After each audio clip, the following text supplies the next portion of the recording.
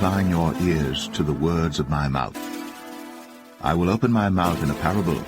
I will utter dark sayings of old, which we have heard and known, and our fathers have told us. We will not hide them from their children, showing to the generation to come the praises of the Lord, and his strength and his wonderful works that he hath done. For he established a testimony in Jacob, and appointed a law in Israel, which he commanded our fathers, that they should make them known to their children,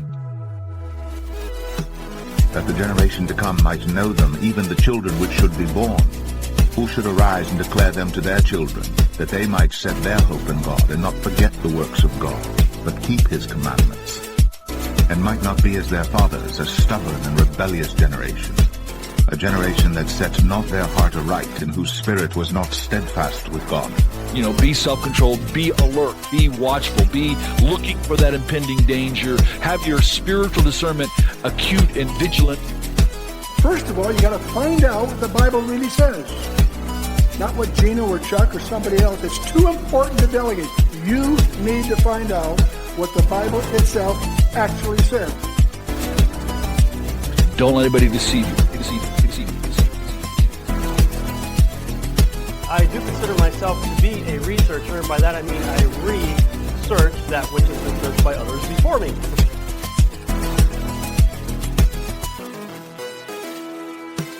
I grew up with my life verse, 2 Timothy 2:15. Study to show yourself approved unto God, a workman that needs not be ashamed, rightly dividing the word of truth. So anytime I heard somebody speaking about anything, anywhere, I never just took it at face value. I would go back and, like a good Berean, I would search these things out to see whether they're true.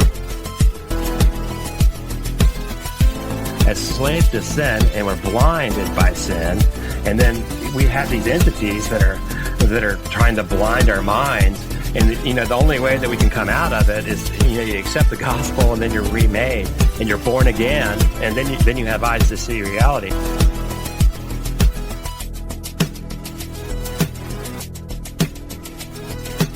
I am at the point now where I am no longer going to protect people from their Bible. I like to show people the things that they don't know, because I hope that it just gets them into it. That it creates an appetite for discovery, for investigation.